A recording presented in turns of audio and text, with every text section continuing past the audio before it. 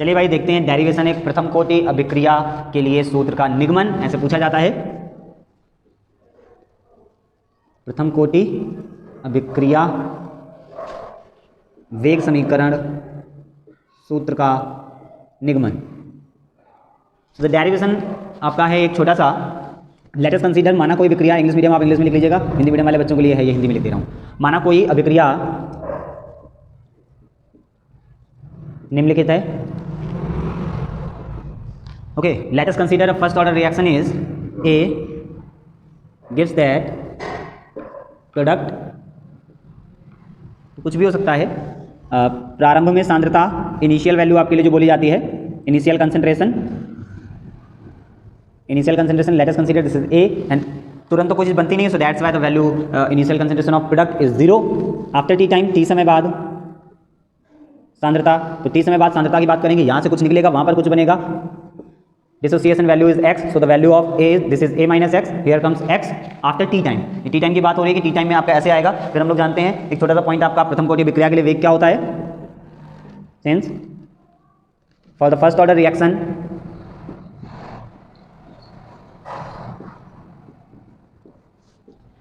Rate of reaction is directly proportional to the concentration of A and the power is 1। ये बात आपको बताई गई थी कि कोई भी अभिक्रिया का जो वेग होता है प्रथम कोटि के लिए वो उसके एक अभिकारक पदार्थ की सांद्रता के समानुपाती होता है। सो 1 वैल्यू आप यहाँ पर यूज कर रहे हो, reason behind that the value आपका प्रथम, ये आपका ऑर्डर कितना है रिएक्शन का, 1 है, तो आपने यहाँ पर 1 लिया हुआ है। ओके, अब चलिए क्या करना है, वैल्यू पुटअप करिए, dx upon dt after t time, this is a minus x, क्या आएगा यहाँ से, dx upon dt equal to k a minus x, x वाले टर्म एक साथ कर लीजिएगा, dx upon a minus x equal k dt, और फिर इसके बाद में आपको करना है integration, on integration both side. देखें क्या आएगा अभी इसके बाद जब आप इंटीग्रेशन करेंगे, हिंदी में उसे कहते हैं समाकलन करने पर, दोनों पक्षों का समाकलन करने पर, ऑन इंटीग्रेशन बोथ साइड क्या आएगा बेटा, integration 1 upon a minus x d x equals to k d t, कुछ नहीं है तो 1 लेते हैं और जिसके सापेक्ष करते हैं वही आ जाता है, तो यहाँ से वैल्यू आपका आएगा this is minus log a minus x equal के, टी के सापेक्ष हो रहा है तो के टी प्लस सी या फिर आई, एक आपका इंटीग्रेशन साइन आ जाता है। यहाँ से आप चाहो तो इसे इक्वेशन मान सकते हो, वैल्यू आपके लिए if t equal 0 then x equal 0। हम मान ले रहे हैं कि अगर टाइम 0 हो गया है तो जो x है वो भी 0 हो जाएगा, क्योंकि ये जो x आया वो कहाँ से आया, वो t समय बाद आया है। जब हमारा टाइम 0 है तो क्या x होगा, कभी नहीं होगा, तो इसलिए अगर t 0 है तो x क्या होगा, 0 होगा। So put the value in this equation, यहाँ से आप c का मान निकालिए, क्या आएगा, ये 0 हो जाएगा, ये 0 आ जाएगा, सीधे सीधे आपको c का मान मिलेगा यहाँ से, c equals to minus log a, ये वैल्यू आपका आएगा और ये बेस e चलता है यहाँ पे। ओके, एग्जैक्टली ये जो वैल्यू आपकी c की आई है ना, उसे आपको उसी इक्वेशन में रखना है, जो भी आप इसे इक्वेशन बोल रहे हो, फर्स्ट मान लीजिए, इसको आप सेकंड मान लीजिए, इस वैल्यू को वहाँ पुटअप करिए, put the value of c in the equation number first from equation first and second से क्या आएगा बेटा, वैल्यू पुटअप करिए, minus log e a minus x equals to k t plus c है, value रखेंगे minus log e a, ठीक है, log वाले टर्म एक साइड कर लीजिए, क्या आएगा, minus log e a minus x plus log e a equal के टी, और आप इसको सही से लिखेंगे, आगे पीछे कर लीजिए तो ये आपका आ जाएगा k t equals to log a minus log a minus x, base में e चल रहा है, आप a चलने दीजिएगा, k का वैल्यू लीजिएगा तो आपको क्या मिलेगा, ये exactly k equals to 1 upon t. और एक चीज़ हम लोग जानते हैं, क्या जानते हैं कि कोई भी वैल्यू, ये आपको फॉर्मूला पता होता है एक्जैक्टली, ये इधर लिख दे रहा हूँ फिर हटा दूंगा उसे, log m upon n equals to क्या होता है, log m minus log n। अब ये लॉग m लॉग n, तो ये क्या हो जाएगा, लॉग m अपॉन n, इसको हम लोग क्या लिख सकते हैं एक्जैक्टली, अगर आप देखो तो हम लोग लिख सकते हैं log m upon n that is log a upon a minus x, लिखा जा सकता है इसको। चलिए यहाँ से आप k को एक साइड में रखिए और t को भेज दीजिए उधर, तो ये हो जाएगा 1 upon T log e a minus x like this, ये आपका वैल्यू आ जाएगा यहाँ से। ऑन चेंजिंग बेस परिवर्तन करने पर आपको यहाँ से डेरिवेशन करने के बाद जो फॉर्मूला आ रहा था, जो हमें चाहिए था, वो मिल जाएगा। On changing base value, on changing base of log, तो बेस वैल्यू चेंज कर रहे हैं, लॉग e से लॉग 10 में आएंगे, तो आपको पता होना चाहिए कि एक वैल्यू है उसका मल्टीप्लाई होता है 3.03, तो यहाँ से हमें मिलता है बेटा, ये देखिए लॉग 10 आ गया, अभी लॉग बेस में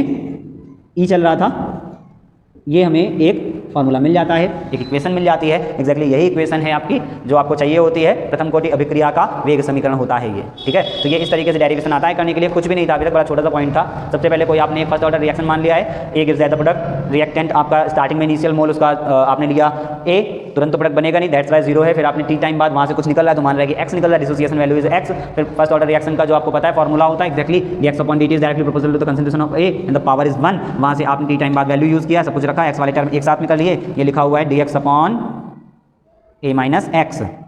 ए माइनस एक्स, एक्स वाले टर्म एक तरफ कर लिए। फिर जो कुछ भी आया आपने उसका इंटीग्रेशन करा लिया है, इंटीग्रेशन कराने के बाद जस्ट आपने कैलकुलेशन किया हुआ है। मैथ्स वाले स्टूडेंट तुरंत समझ गए होंगे, केवल आपने कैलकुलेशन किया है, यहाँ पर log m अपॉन m वाला फॉर्मूला यूज़ किया और चेंज किया है बेस वैल्यू, तो वहाँ से आपको एक रेटिफिकेशन मिल गई है। यही रेटिफिकेशन आपको चाहिए थी और ये हो गया आपका एक बेसिक फॉर्मूला। एक और छोटा सा पॉइंट है, जल्दी से उसे देखते हैं, चैप्टर को करते हैं फिनिश,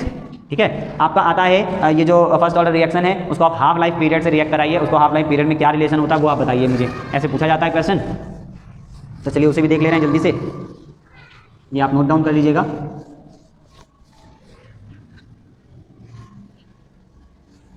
और जिन्होंने नोट करना है अभी साथ में ही तो वीडियो को पॉज कर लेंगे, तो पॉज करके आप इसे नोट भी कर सकते हो, ठीक है। तो सारी चीज़ें आपके सामने नोट थी, वीडियो पॉज करके आप नोट कर लीजिएगा। Relation between half life period and first order reaction, relation between half life period and first order reaction, प्रथम कोटि अभिक्रिया और हाफ लाइफ पीरियड मतलब अर्धायुकाल में क्या संबंध है, तो वो जल्दी से हम लोग देख ले रहे हैं, वो भी चीज़ें आपको समझ में आ जाएंगी। छोटा सा ही पॉइंट है, फर्स्ट ऑर्डर रिएक्शन क्या होता है।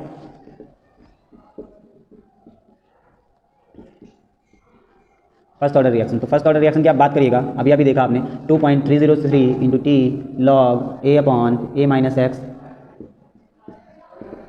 ओके। ये है आपका फर्स्ट ऑर्डर रिएक्शन का फॉर्मूला। अब यहीं पर आपको कहा जा रहा है कि हाफ लाइफ पीरियड, तो भाई पहले तो आपको ये जानना हाफ लाइफ पीरियड होता क्या है, अर्धायुकाल क्या होता है। अर्धायुकाल आपका होता है वो वाला टाइम जिसमें कोई भी कंपाउंड अपनी इनिशियल वैल्यू का एक्जैक्टली आधा हो जाता है, ठीक है ना, वो हाफ लाइफ पीरियड होता है। कोई भी ऐसा पदार्थ जो अपनी प्रारंभिक मात्रा का आधा बच रहा है जितने समय में, वो समय एक्जैक्टली आपका हो जाएगा उस कंपाउंड के लिए हाफ लाइफ पीरियड, उसका अर्धायुकाल। तो यहाँ पर हम लोग मान ले रहे हैं,